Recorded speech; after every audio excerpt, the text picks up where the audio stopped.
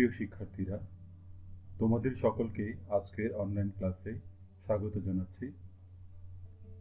আমি রিপন দাস, প্রভাষক, কাভালি সরকারি ডিগ্রি কলেজ। আজকের অনলাইন ক্লাসটি বিবিএ পাস কোর্সের দ্বিতীয় বর্ষের ছাত্রছাত্রীদের জন্য ইন্টারমিডিয়েট অ্যাকাউন্টিং এর ক্যাশ ফ্লো স্টেটমেন্ট নিয়ে আজকের আলোচনা। তোমরা সকলেই মনোযোগ দিয়ে ক্লাসটি গ্রহণ করলে, দেখলে এবং শুনলে এবং সে অনুযায়ী অনুশীলন করলে আশা করি অঙ্কটি এই ক্যাশ ফ্লো স্টেটমেন্টের উপর ভালো ধারণা জন্মাবে। তাহলে প্রথমে আসো, what is cash flow statement?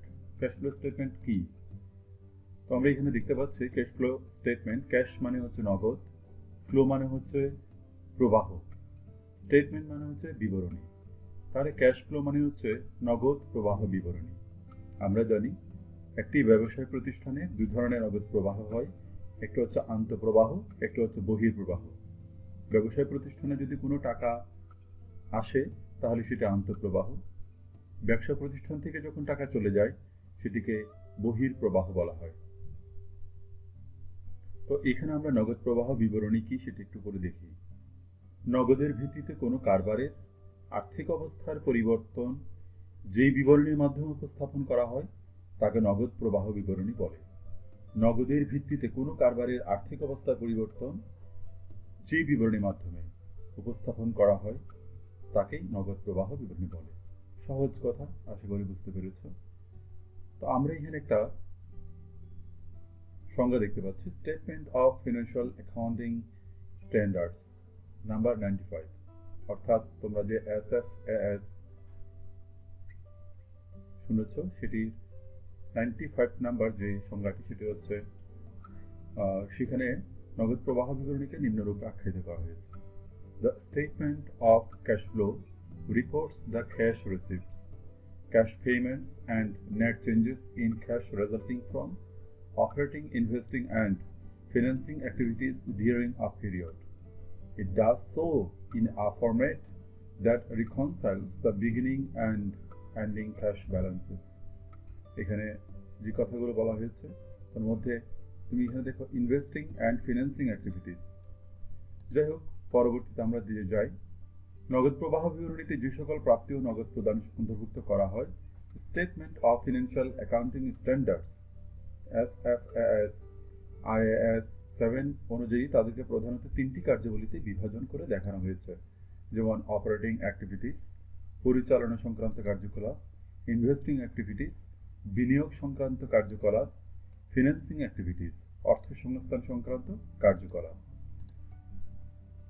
তাহলে আমরা যখন একটি ক্যাশ ফ্লো স্টেটমেন্ট করতে যাব তাহলে আমাদের কি করতে হবে?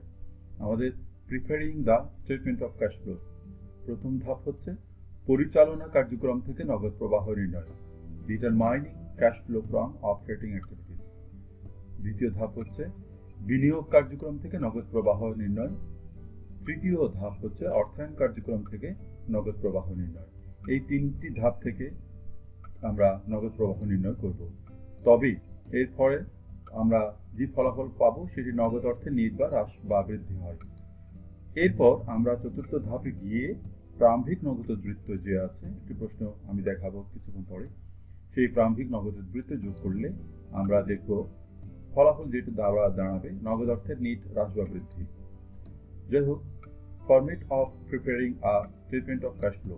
একটি ক্যাশ ফ্লো স্টেটমেন্ট তৈরি করার যে ধাপ বা পদ্ধতি বা ছক সেটি দেখো। একটি ক্যাশ ফ্লো স্টেটমেন্ট করার জন্য যে ধাপ বা ফরম্যাট আছে সেটা এখানে দেখতে পাচ্ছ। প্রথমে পার্টিকুলার্স, টাকা। প্রথম 1 নম্বরে cash flows from operating activities, অর্থাৎ পরিচালন কার্যক্রম থেকে যে নগদ প্রবাহ। তাহলে এখানে কি? ক্যাশ রিসিপ্টস ফ্রম কাস্টমার, নগদ কোনো দেনাদার কাছ থেকে, কাস্টমারদের কাছ থেকে নগদ গ্রহণ। Cash paid, net cash provided from operating expenses. আমি যেটা বলছি যে ছকটা সেটা হচ্ছে ডাইরেক্ট মেথড। এখানে দেখো ডাইরেক্ট মেথড। এরপর 2 নম্বরে গিয়ে cash flows from investing activities, sale of land বা equipment, purchase of land by equipment, net cash used in investing activities, cash flows from financing activities, insurance of stock বা bond, cash dividend paid বা payment, repayment of loan, অর্থাৎ এখানে insurance মানে হচ্ছে বীমা, stock বা বন্ডের, তারপরে হচ্ছে এখানে ইন্স্যুরেন্স না, ইস্যুয়েন্স অফ স্টক বন্ড মানে স্টক বা bond issue, cash dividend paid কোনো নগদে লভ্যাংশ প্রদান বা রিপেমেন্ট অফ লোনের পুনঃপরিশোধ, net cash provided by financing activities এখানে পাবো, নেট ইনক্রিজ বা ডিক্রিজ ইন ক্যাশ, তারপরে আমরা অ্যাড যোগ করে দিব ওপেনিং ক্যাশ ব্যালেন্সটা যোগ করে দেওয়ার পর cash balance at the and. এবার দেখো আমরা ইনডিরেক্ট মেথডে, অ্যাকচুয়ালি আমি তোমাদেরকে যে অঙ্কটা করে দেখাবো সেটা ইনডিরেক্ট মেথড, তাই এই চারটা দেখো। পার্টিকুলার্স টাকা, net income reported on the income statement, income স্টেটমেন্টে যে নেট ইনকাম দেওয়া আছে সেটা এইটা টাকাটা, তোমরা দেখবা প্রশ্নের মধ্যে এটা দেওয়া থাকে, আর দেওয়া না থাকলে বের করতে হয়। Adjustments for non cash items, অনগদ যে আইটেমগুলো আছে সেগুলোর সমন্বয়। প্রথমে আমরা ডেপ্রিসিয়েশন যোগ করব, তারপরে অ্যামortization অফ ইনটেনজিবল অ্যাসেটস, কোনো অস্পর্শনীয় সম্পত্তির অবলোপন, এই যে অবচয় অবলোপন দুটোটার কাজে একই, বিয়োগ করব other non cash items included in net income.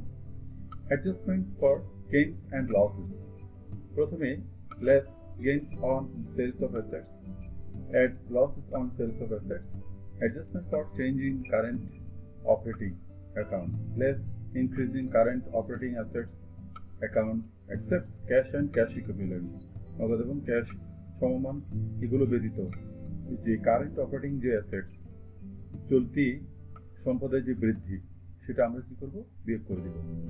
যোগ করব decrease in current operating assets, বর্তমানে যে চলতি সম্পদ আছে সেটা যখন হ্রাস পাবে তখন এটা আমি যোগ করে দিব।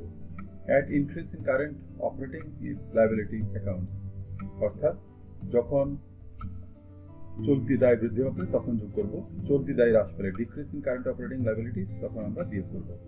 তারপরে অর্থাৎ এখানে একটা কথা বলে দিই, চলতি সম্পদ বৃদ্ধি পেলে বিয়োগ, হ্রাস পেলে যোগ করব, আর চলতি দায় বৃদ্ধি পেলে যোগ, হ্রাস পেলে বিয়োগ। Net cash provided by used in operating activities. Indirect বা পরোক্ষ পদ্ধতিতে নেট ইনকামের সাথে চলতি সম্পত্তি এবং চলতি দায়ের পার্থক্য ও অনগদ দফাসমূহ যেমন অবচয়, অনাদায়ী দেনা, সম্পত্তি বিক্রয়জনিত লাভ বা ক্ষতি ইত্যাদি সমন্বয়ের মাধ্যমে পরিচালন কার্যক্রম হতে নগদ প্রবাহ নির্ণয় করা হয়। সংক্ষেপে বলা যায় এর সাথে নিম্নোক্ত বিষয়গুলো যোগ ও বিয়োগ করা হয়। চলতি সম্পত্তি বৃদ্ধি ও চলতি দায় হ্রাস বিয়োগ করা হয়, চলতি সম্পত্তি হ্রাস ও চলতি দায় বৃদ্ধি যোগ করা হয়, অনগদ খরচ যোগ করা হয়, অনগদ খরচ বলতে যেমন এই অবচয়, অনগদ আয় বিয়োগ করা হয়, অনগদ আয় বিয়োগ করতে হবে। তাহলে আমরা এখানে দেখতে পাচ্ছি increase in cash current assets, decrease in current liabilities, non cash income, এই তিনটা থাকলে সেটা আমরা বিয়োগ করে দেব। আবার বলছি, increase in current assets, decrease in current liabilities, non cash income, অর্থাৎ চলতি সম্পত্তি বৃদ্ধি, চলতি দায় হ্রাস এবং অনগদ আয়, এই তিনটি বিয়োগ করে দিব। আবার একইভাবে ইনক্রিজ ইন কারেন্ট লায়াবিলিটিস, চলতি দায় বৃদ্ধি, ডিক্রিজ ইন কারেন্ট অ্যাসেটস, চলতি সম্পদ হ্রাস, নন ক্যাশ এক্সপেন্সেস অর্থাৎ অনগদ খরচসমূহ আমরা যোগ করে দিব। এবার বই থেকে আমি একটা ছবি তুলে এখানে স্ক্যান করে তোমাদেরকে এখানে দিলাম। তাহলে দেখো ক্যাশ ফ্লোস এটা দেওয়া আছে ইনডিরেক্ট মেথডে। Cash flows, inflows, receives, cash receive from sale of goods আমি কিছুক্ষণ আগে বলেছি, cash receive from income statement, interest income, cash receive from dividend income, cash outflows বা payments to supplies for inventory, for operating expenses to employees for services, to GOFT for taxes, for interest expenses, to other cash expenses.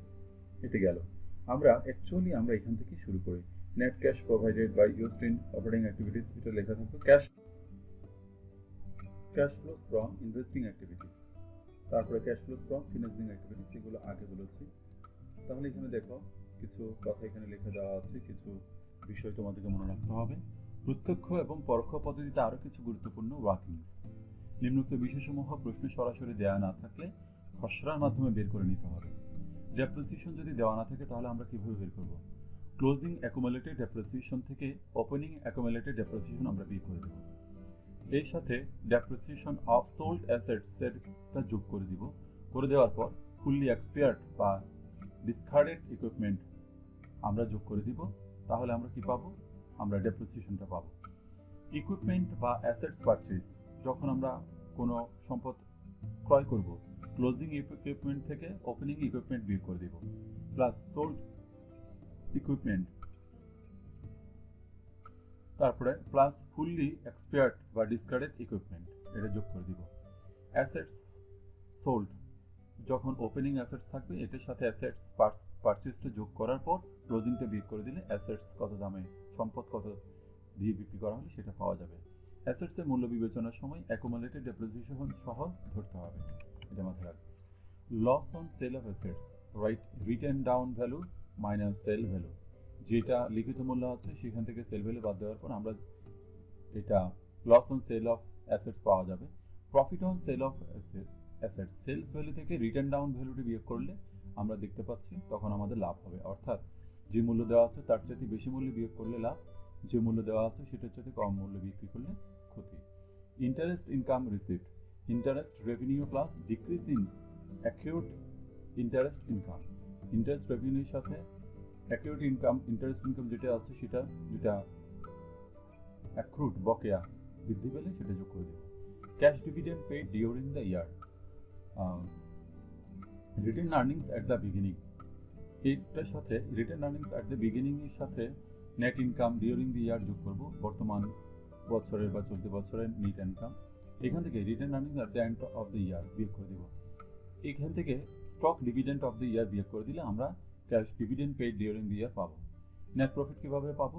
Closing retained earnings থেকে opening retained earnings বিয়োগ করার পর dividend paid যোগ করলে, অথবা closing capital থেকে opening capital বিয়োগ করে প্লাস এর সাথে ড্রয়িং যোগ করে দিলে আমরা নেট প্রফিট পাবো। একটা সমীকরণ, retained earnings plus net income সমান হচ্ছে dividend paid plus closing retained earnings. Cash paid for insurance, insurance expenses plus increase in prepaid insurance minus decrease in prepaid insurance. Cash paid to employees, salaries expenses থেকে increase in salaries payable বিয়োগ করে দিব। Cash received from sale of marketable securities, opening balance থেকে closing balance plus gain on sale of marketable securities minus decline in value of marketable securities. এগুলো প্রত্যক্ষ পদ্ধতিতে লাগে। Cash received from sale of treasury stock, opening balance থেকে closing balance বিয়োগ করে plus excess receives over cost minus loss on sales of treasury stock বিয়োগ করে দিব। Cash receives from sale of long term investment, opening investment থেকে closing investment বিয়োগ করে দিয়ে gain on sales of investment যোগ করে দিব।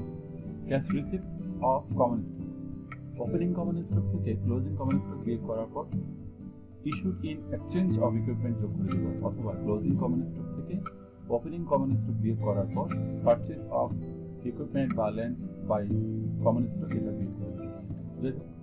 নগদ প্রবাহ বিবরণীতে কি কি আসে না? তিনটি আইটেম আসে না, সংরক্ষিত আয় আসে না, শেয়ার মূলধন আসে না, রূপান্তর বন্ডকে শেয়ারে রূপান্তর করলে সেটা আসবে না। আবার বলছি, তিনটি আইটেম আসে না, সংরক্ষিত আয় রিটার্ন আর্নিংস, শেয়ার মূলধন আসবে না ক্যাপিটাল, তারপরে শেয়ার ক্যাপিটাল, রূপান্তর বন্ডকে শেয়ার রূপান্তর এগুলো আসবে না। নগদ প্রবাহ বিবরণীতে কোন কোন কার্যাবলী অনগদ কার্যক্রম হিসেবে গণ্য করা হয়? অনগদ বলতে অবচয় বা অবলোপন, একটা হচ্ছে রূপান্তর। যাই হোক,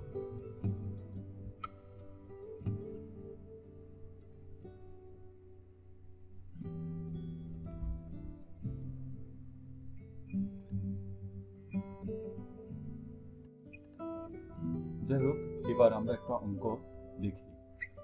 ন্যাশনাল ইউনিভার্সিটি বিবিএ অনার্স 2011 সালে এসেছে এটা। আমরা বি পার্টের অঙ্কগুলো দেখি। তাহলে এখানে একটা অঙ্ক আছে, দেখাচ্ছি। The income statement for X company shows cost of goods sold টাকা 3,24,000।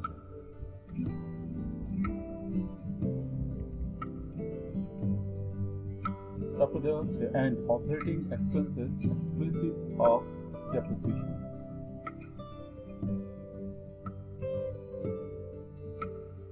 টাকা 2,50,000। The cooperative balance sheets for the year shows that inventory increased টাকা 6,000, মানে মজুদ পণ্য 6,000 টাকা বৃদ্ধি পেয়েছে। প্রিপেড এক্সপেন্সেস টাকা 6,000। অগ্রিম খরচের পরিমাণ হচ্ছে 6,000 টাকা। অ্যাকাউন্টস পেয়েবল ডিক্রিজড, পাওনাদার কমে হ্রাস পেল 8,000 টাকা। অ্যান্ড অ্যাক্রুড এক্সপেন্সেস, বকেয়া খরচ, অ্যাক্রুড এক্সপেন্সেস পেয়েবল, বকেয়া খরচ increased, বৃদ্ধি পেল 4,000 টাকা। Using the direct method compute cash payments to supplies and cash payments for opening expenses. তাহলে ক্যাশ পেমেন্টস কিভাবে বের করতে হবে? ক্যাশ পেমেন্টস টু সাপ্লাইস, প্রথমে আমরা কস্ট অফ গুডস সোল্ডটা দেখি, 3,25,000 টাকা। এটির সাথে ইনক্রিজ ইন ইনভেন্টরি যেটা আছে, এই যে এখানে বৃদ্ধি পেয়েছে 6,000 টাকা ইনক্রিজ, সেটা যোগ করে দিলাম। The cost of purchase power. এবার add decrease in accounts payable, যে পাওনাদার হ্রাস পেল সেটা আমরা 8,000 টাকা বিয়োগ করে আর যোগ করে দিলাম। তাহলে ক্যাশ পেমেন্ট টু সাপ্লাইস, অর্থাৎ আমরা কত টাকা পরিশোধ করতে হবে পরিশোধ, সেটা আমরা পেয়ে গেলাম 3,39,000 টাকা। এবার cash payments for opening expenses, operating expenses, দুঃখিত, cash payments for operating expenses. প্রথমে আমরা দেখব operating expenses excluding depreciation, depreciation বাদ দিয়ে 2,50,000 টাকা দেওয়া আছে। এই 2,50,000 টাকা ডিডাক্ট, অর্থাৎ বিয়োগ করবো ডিক্রিজ ইন প্রিপেড এক্সপেন্সেস, 6,000 টাকা বিয়োগ করে দিলাম। এর থেকে আবার বিয়োগ করতে হবে decrease increase in accrued expenses, 4,000 টাকা। তাহলে পেয়েবল কত টাকা? Expenses payable. তাহলে এখানে cash payment for operating expense 2,40,000 টাকা পাওয়া গেল।